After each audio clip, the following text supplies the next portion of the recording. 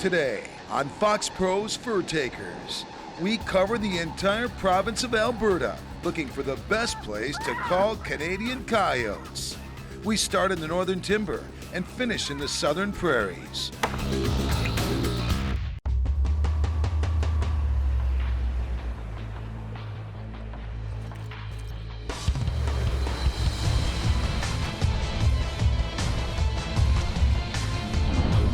Hunting predators, it's challenging.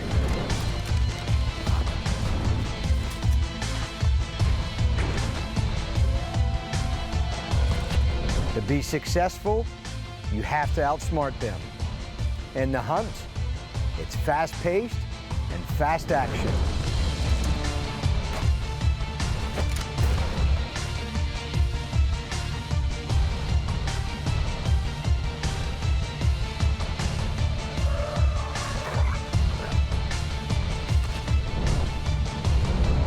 It's why we live to be fur takers.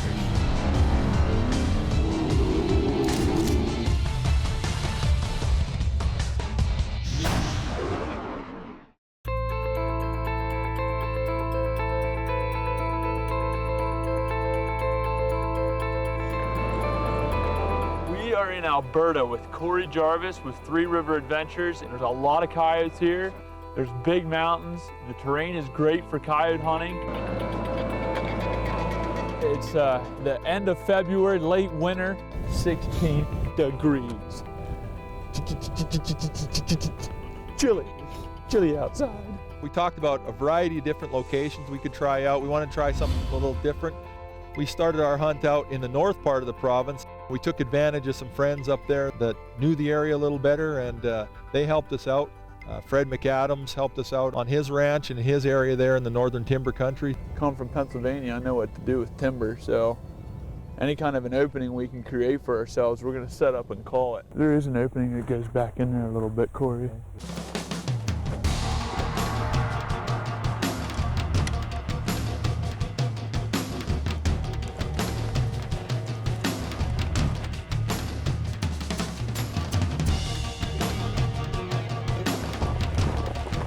We set up this first spot on the point of this little wood line, and we set the call out there just on the side of the hill.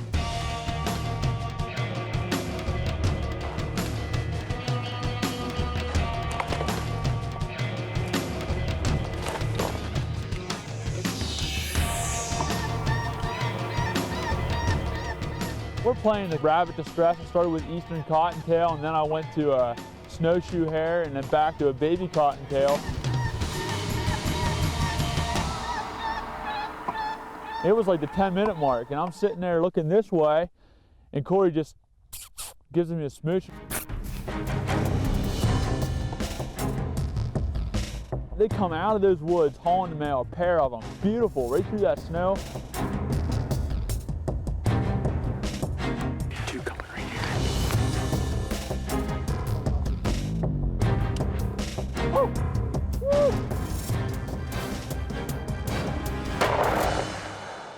Bird down in Alberta, baby. First stand, good spot, Corey. Good job, man. Good job. Nice spot on that, man. Those ravens that were coming in and the magpies, that creates a lot of confidence in your stand. And that raven never saw us either. It doesn't get better than this. Snowing in Canada, that's the way that you want it to come together, is to get that anticipation building and put fur down right away. Look at that, Canadian Alberta coyote. Look how big these things are. Goodness gracious. That one's in his prime, eh? Oh yeah. Right now, these hides are bringing good money up here, aren't they? Yeah, we've been doing really good. This is a good year for fur sales. I think that's a good way to start things off, isn't it? I love it up here. It's awesome. Good job. Thank you. When I come up here to Alberta, I get to hunt with Corey Jarvis. We just have fun together. You know, it's just kind of like buddies just hanging out, going calling. Got to hunt with Hunter, his boy. He's 12 years old. We got to take him along. And He loves the coyote hunt as much as anybody, and he begged me to come on this trip this week. It just happened that school was out for the whole entire week. You know, there's nothing like hunting and sharing the outdoors with your family and your kids especially. we did several other stands, and the wind was just blowing hard. It was tough calling. We're following Fred and Corey down this road, and he blew a flat. Just a small delay in our schedule for the first day of hunting Alberta coyotes. You know, the tough part for me is there's so much country we can cover. We picked it up in east central Alberta.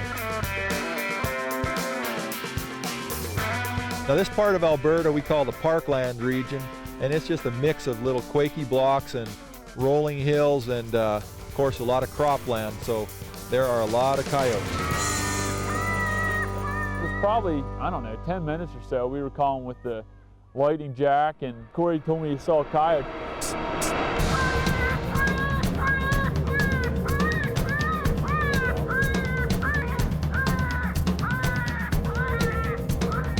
He's gonna come right around the left side of this brush. Oh, behind that little hill. Watch he doesn't come up this corner.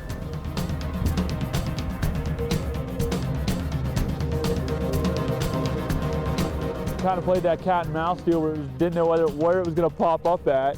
Right here he is to the right.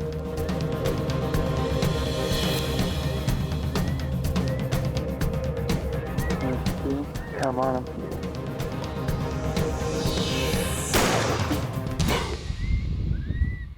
Pop the stress. It's about time. That coyote came from a long, long ways. Nice spot, Corey. The beauty of that stand and how it was set up was it was so focused on the Foxpro, it had no clue that we were there. And you could see that thing, it was just looking right at the Hellfire sitting down there in the ground. And that's a pretty rough looking Alberta coyote. That's our second dog. You're watching Foxpro Furtakers on Outdoor Channel. Let's go do another stand. Let's go get another one, Corey.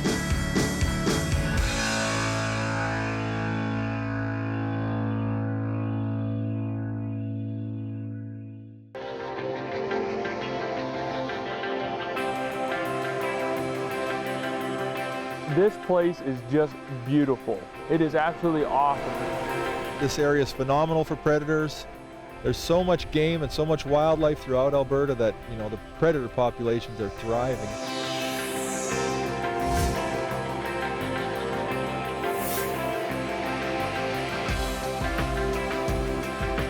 In the northern part of Alberta where we were calling, we were in some really thick, dense hardwoods, reminding me a lot of back home. That's awesome. We got fur down. We called in those areas up north, then we moved down to the central part of Alberta. Good deal. But good shot, man. We went to this next spot and set up, and it was pretty brushy looking, really thick.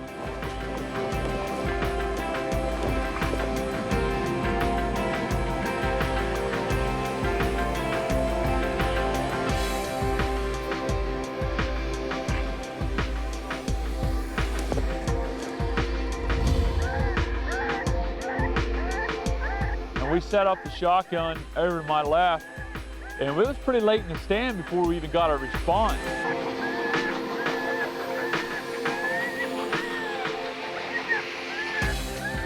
I don't know what it saw, but it kind of got a little bit unsettled and startled, and it kind of just tried to slip away. Of course, he never stopped again, and he took off running. They don't all want to work with you and let you steal that hide from them for free. Let's go find another one.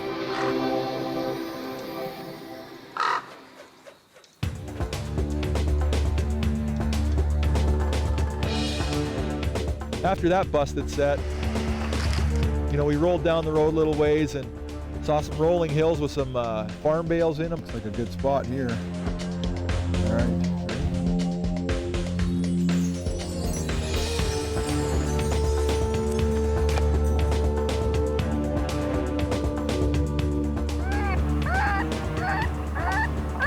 Once we got set up, I hit the rabbit distress, and it wasn't 3 or 4 minutes. All I see is this big head. That's all I could see was a big head staring at us. You got him, Abner? 240 yards. We played with him for a little bit, and it was looking in our direction, so I didn't want to move because it was sitting there looking for something. Corey gave me the range, it's like 240. So I dialed the night force up, put it right on him.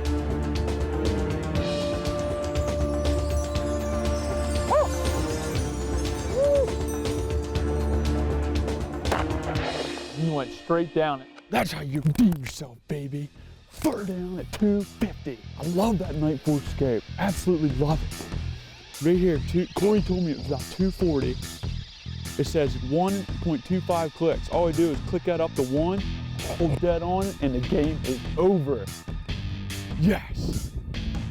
I'll be right back. Alrighty. You going with me? Give me some. There we go. That's the way we like to do it. I mean, that might be the biggest coyote that I've ever killed. I mean, that thing was a good pushing 45 pounds. Goodness gracious. Look at that thing. Look at the skull on that thing. That is a big, big coyote. That was a beautiful big coyote. On to the next spot. We want to keep her going. It was getting later in the day, and we decided to park on this one fence line and walk out through there. We had the wind right, put the Foxpro out there, and we actually saw a coyote. It had spooked and ran off. But we hit the call anyways, which is a good tip, you know, don't give up on the spot. Oftentimes there's other coyotes lingering in the areas.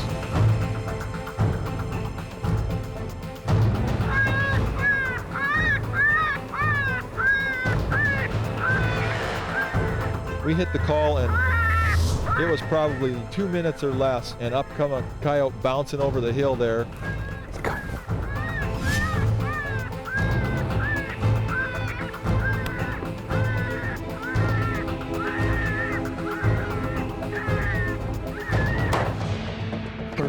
You see the purple eye on that one? That's a pretty coyote too. Good shot, man. Good shot. Another one down. Well, I guess I could have let him come a little bit for you, but I didn't give him much of a chance, did I? Oh, well. 95 yards. No, he just dropped like a ton of bricks, man. Look at those Alberta hides up here. The coats that they have on them. Just good, thick stuff. You know, why do we predator hunt? Why do you enjoy it so much, Corey? Doing what we can to help the landowners here. Not that we want to totally obliterate all the coyotes, but it's good to keep their numbers at bay. There's our fourth coyote.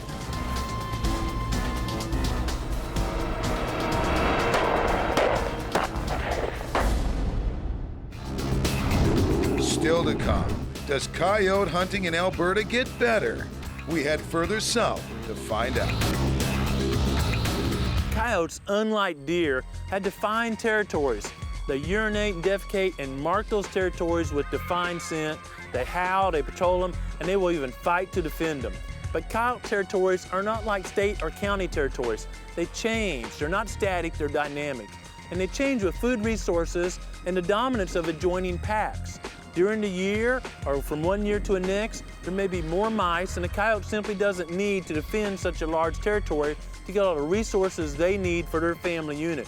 Dry years or drought years, coyotes may really fight over expanding that territory to make sure they have enough food. You know, in the east, where there's usually more mice and more deer per square mile, coyote territories tend to be smaller, maybe a mile or two.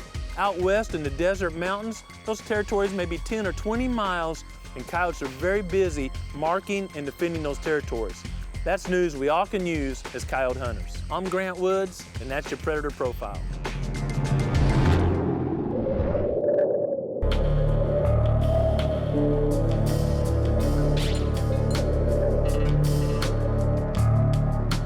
Foxpro's Abner Druckenmiller is hunting alongside Canadian outfitter Corey Jarvis of Three Rivers Adventures.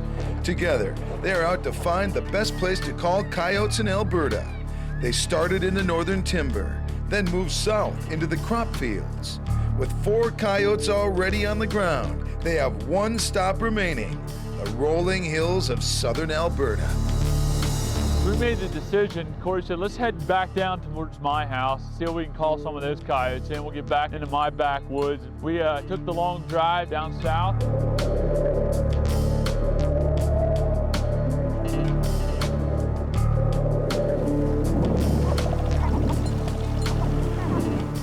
You want to sit right here and let them come around there.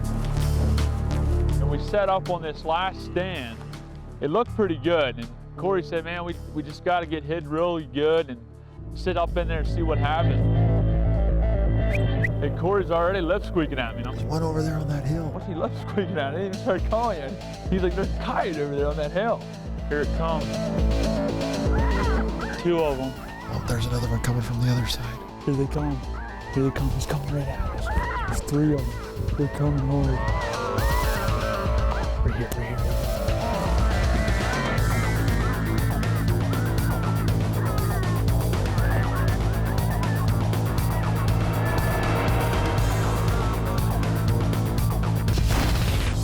Down, baby. You came from 600 yards, way on the other side of that ridge, came the whole way in here. I don't know what happened to the other 2. We looked for them and hit the pup distress, but didn't get them to come up and give us another shot. And look at those mountains. Look at those mountains. That is awesome. Let's go gather him up. We got things gathered up and started headed down there to pick up that coyote. And we looked off over there on the hill, and there was just coyotes running everywhere. 2 went out over there, and now we're getting up to collect, and now there's another 2. There was just coyotes all through that little valley right there. I mean, they were just filled up with them. 40, 42, 43, 44 yards. Yep, 44 yards from the Foxpro. That's a pretty coyote. That's a good way to end the evening. Yeah, we did more traveling than hunting today, unfortunately. Well, that's the sometimes downside. I mean, it's a downside, but in Alberta, holy cow, there's so much ground here. We'll see what tomorrow brings, huh? One more day. Hunter, you're the man. Thanks for sitting on stands with us, dude. We got one more day. Let's kill some tomorrow, okay? Good job, man.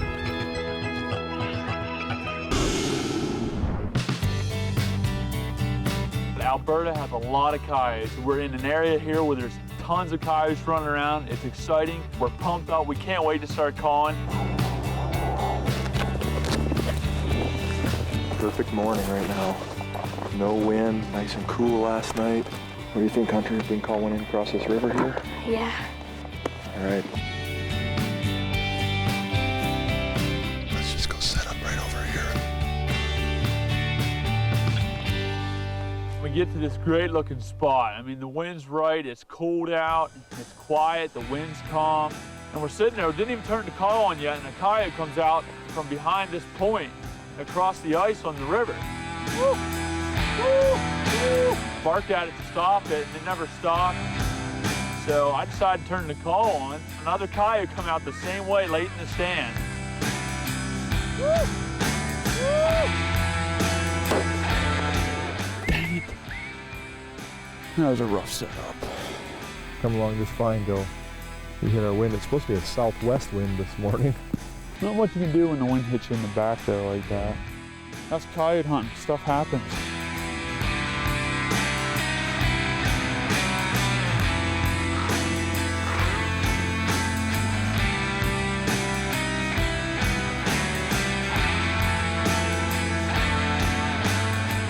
We did a couple more stands and the fog set in. And the fog, man, it was so thick you couldn't even see.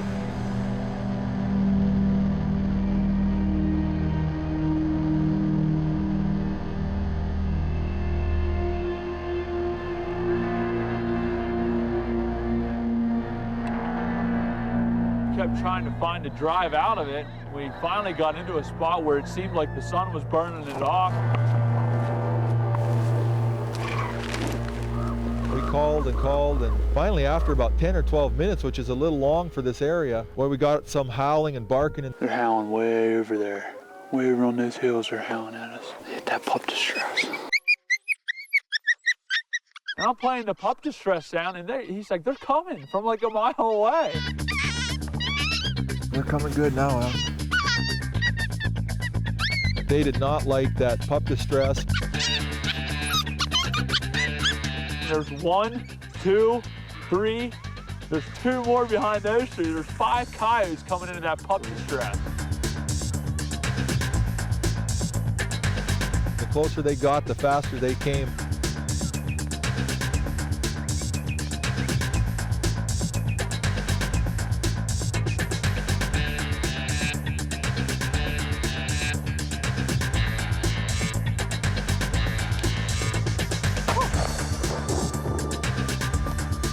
Killed that one right there. Hey, get ready. We're gonna come back up on that. There's 2 going up that side hill.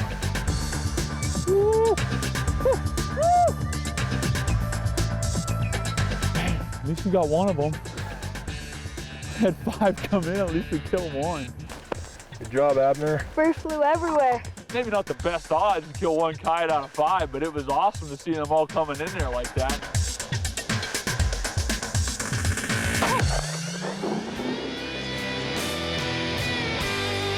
Alberta's a huge province. I mean, from top to bottom, it's probably 16, 17 hours driving. We hunted northern, central, and southern Alberta all in this trip. It was awesome. We got to see totally different terrain and all these different environments where there's coyotes. So you can just about go anywhere in the province and have high success on predators.